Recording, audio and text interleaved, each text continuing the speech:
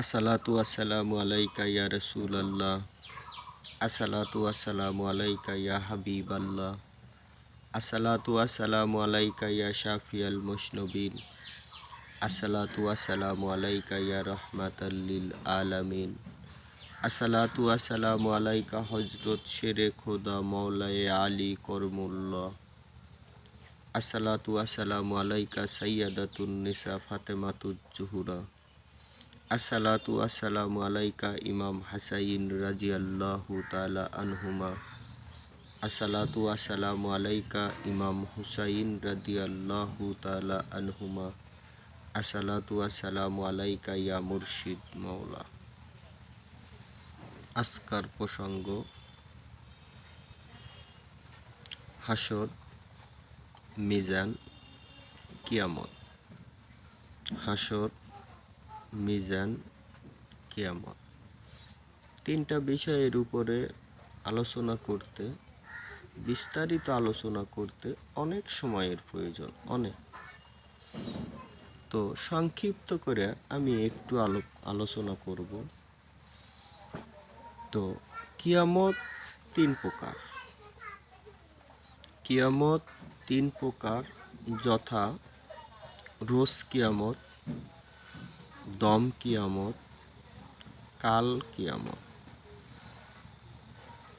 তিন প্রকৃত কিয়ামতের দ্বারা মানুষ প্রলয় হবে, মানুষ পৃথিবী ছাড়বে। পৃথিবীব্যাপী কিয়ামতের অসংখ্য আলামত আছে। কিয়ামত ঘটিত হওয়ার আগে অসংখ্য আলামত আছে, কিন্তু কিয়ামত হবে তিন প্রকারে।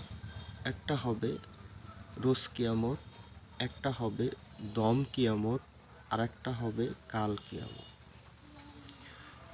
রোজ কিয়ামতে যেই মানুষগুলো মারা যাবে অহরহ, ঘরে বাহিরে, যেইগুলো স্বাভাবিক মৃত্যুবরণ করবে, এইগুলো রোজ কিয়ামতে মৃত্যুবরণ করবে। কাল কিয়ামতে মৃত্যুবরণ করবে অপমৃত্যু, ফাঁস লওয়া, গলায় ফাঁস লওয়া, পিস্তলের গুলি, গলা জব করা, বিভিন্ন অপমৃত্যু, যেগুলো ইচ্ছাকৃত যেইগুলো মৃত্যু ঘটে, অপমৃত্যু, এইগুলো হচ্ছে কাল কিয়ামত। আর একটা হচ্ছে দম কিয়ামত। দম কিয়ামত কাদের ঘটবে? দম কিয়ামত ঘটবে হচ্ছে আদম তিন প্রকার। আদম তিন প্রকার।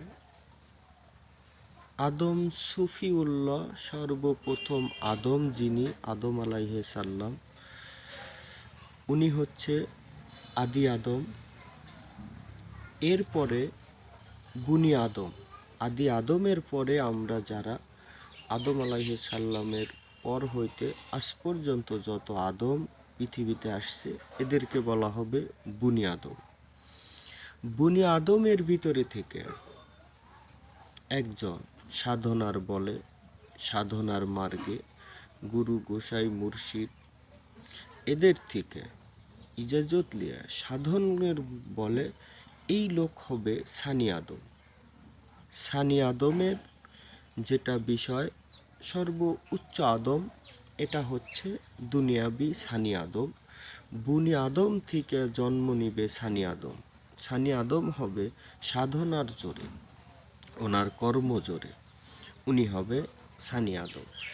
এই সানি আদমের মৃত্যু, এইটা মৃত্যু নয়, এইটা মৃত্যু নয়। ইনি ইচ্ছাকৃত মৃত্যুবরণ করবে, অর্থাৎ ওনার মৃত্যু নাই। সাধু মহৎ অলি আল্লাহ এদের মৃত্যু হবে না, জাস্ট মৃত্যুরূপী ওনারা একটা অভিনয় করবে, স্থান পরিবর্তন, যেটাকে বলা হচ্ছে হাসর। শব্দের অর্থ কি? হাসর শব্দর অর্থ কি? হাসর কোন জায়গায় অবস্থিত হবে?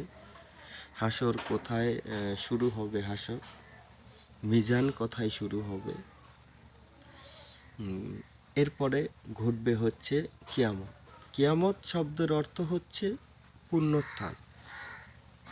পুনরুত্থান বলতে উঠে আসা, বলতে স্থান পরিবর্তন অথবা জায়গা পরিবর্তন অথবা রূপ পরিবর্তন, এই হচ্ছে কিয়ামত। তো সানি আদমের মৃত্যু, এটা হচ্ছে স্বর্গীয়। কাল কিয়ামত এগুলো দুনিয়াবি জাহান্নামি, রোজ কিয়ামত স্বাভাবিক মৃত্যু। তো এই হচ্ছে তিন প্রকৃত কিয়ামত ঘটবে।